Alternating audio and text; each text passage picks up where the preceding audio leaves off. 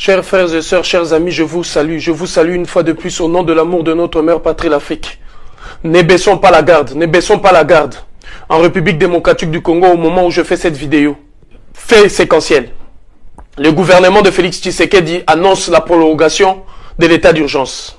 Soudainement, l'avion de l'Union européenne atterrit à bord avec le ministre français des Affaires étrangères Yves Le Drian, le ministre belge des Affaires étrangères, les commissaires européens qui sont allés dans un pays en plein confinement. Le 3, à l'intérieur de leur avion, il y avait des ONG, des humanitaires entre guillemets, qui sont venus justement pour aider la République démocratique du Congo à faire face au Covid-19. Mais mes chers amis, parmi tous les pays les plus contaminés de l'Afrique et même de la planète, la République démocratique du Congo ne figure pas en tête des listes.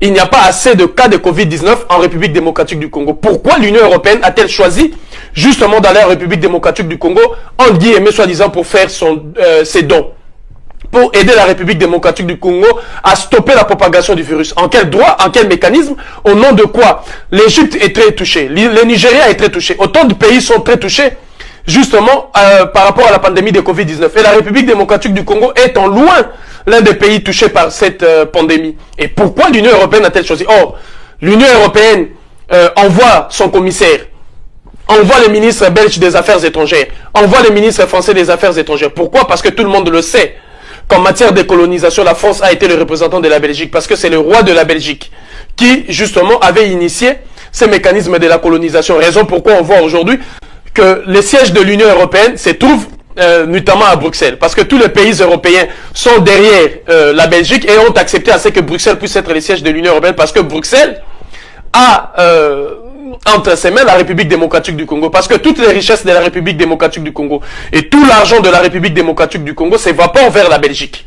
La Belgique était, je vous rappelle, le seul pays européen qui, au lendemain de la Deuxième Guerre mondiale, n'était pas endetté, justement parce que la Belgique ponçait toutes les richesses de la République démocratique du Congo, pompait, aspirait toute la richesse de la République démocratique du Congo. Et aujourd'hui, on voit aisément l'Union européenne qui veut se faire une santé économique aller commencer les crimes en République démocratique du Congo. Lorsqu'il a fallu dépiécer l'Afrique en morceaux, il a eu justement la conférence du Congo. C'est parce que c'est comme ça que s'appelait cette conférence. La conférence du Congo, autrement appelée la conférence de Berlin, parce que ça s'est tenu à Berlin. Qui était justement l'initiateur numéro 1? C'est le roi de la Belgique.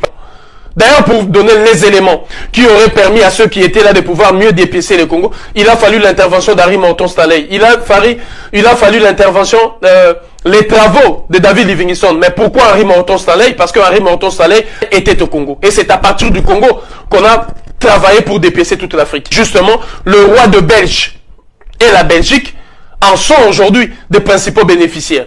La République démocratique du Congo continue jusqu'à preuve du contraire de nourrir l'Union européenne. L'Union européenne ne veut en aucun cas entendre parler d'une évolution ou d'un progrès sans elle en République démocratique du Congo. Dans tous les moments de l'histoire de ces pays, en 1960, le 10 juillet exactement, au lendemain de l'indépendance de la République démocratique du Congo, c'est l'Union européenne, les États-Unis, qui encore ont déjoué l'indépendance et la souveraineté. D'ailleurs, le devoir que Patrice Lumumba a laissé à chaque Congolais, à chaque Congolaise, de pouvoir récupérer notre indépendance et notre souveraineté longtemps bafouée. On se rappellera encore, pendant les périodes de démocratisation en 1990, c'est l'Union européenne. On se rappellera encore lorsqu'il y a eu l'arrivée de Mouzé Laurent Désiré Kabila pour chasser Mobutu, l'Union européenne et les États-Unis d'Amérique. On se rappellera encore lors de plusieurs tractations, des dialogues et des discussions entre Congolais, communément appelés dialogue intercongolais. C'est l'Union européenne qui fixait la feuille de route. Et ce qui est grave, le ministre français des Affaires étrangères se permet de parler de la mise en place d'une commission pour préparer l'élection de 2023. La République démocratique du Congo est en train encore de sombrer dans un chaos indescriptible, avec un président qui ne sait même pas où est-ce qu'il conduit son peuple, avec un président qui n'est même pas capable de tracer la ligne politique, économique, sociale, sécuritaire de son pays. Déjà, les Français viennent, nous sommes en 2020, qui commencent à parler d'une commission pour préparer les élections de 2023. Donc la République française veut récupérer encore une fois les élections en République démocratique du Congo pour imposer son poulain, pour imposer sa volonté. La République française va encore plus loin en parlant d'un dialogue entre la République démocratique du Congo, l'Ouganda et le Rwanda, où la France prendra part. Mais qui vous a invité? Qui est cet Africain-là qui vous a demandé de venir vous immiscer dans les affaires de la République démocratique du Congo?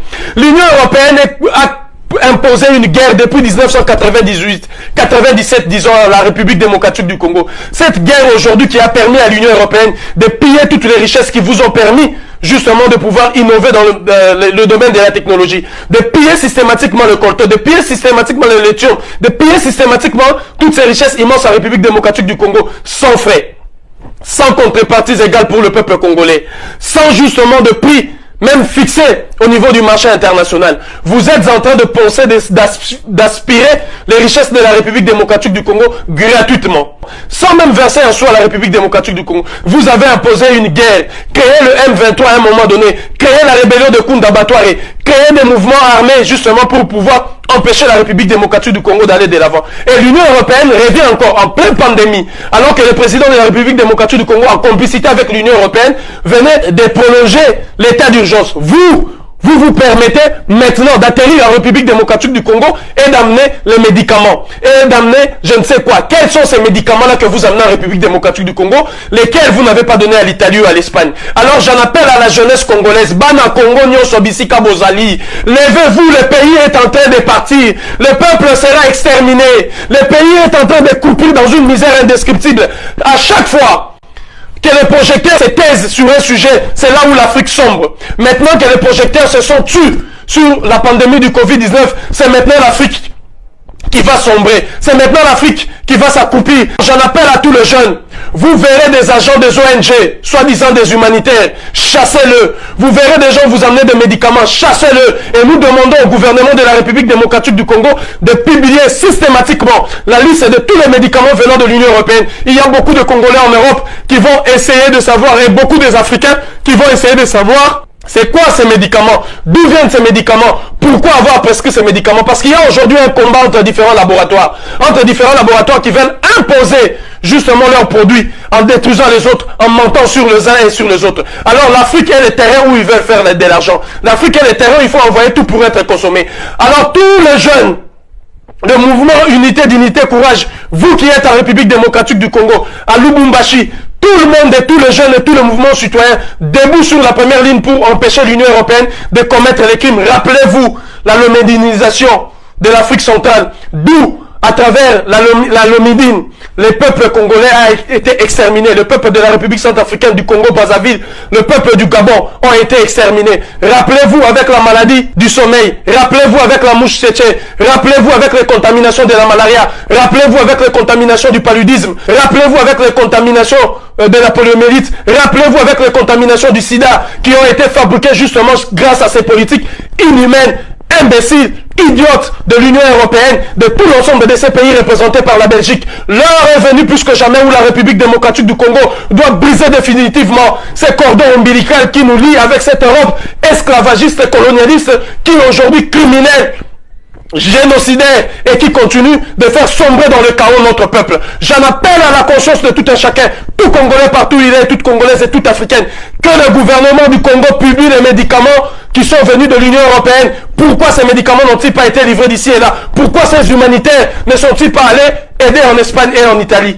L'Union européenne n'a pas à aller sur place en République démocratique du Congo en ce moment où il y a confinement, en ce moment où le peuple est distrait, pour imposer des politiques inutiles et amener des médicaments je ne sais de quelle nature pour faire la richesse justement de leur laboratoire afin de donner un coup de pouce à leurs économies. Mutoto batotoa Afrika angali ya maisha yetu fanya nguvu juu ya mwingine yetu umoja tutashini. Unité, dignité, courage, ensemble faisons barrière à ces politiques.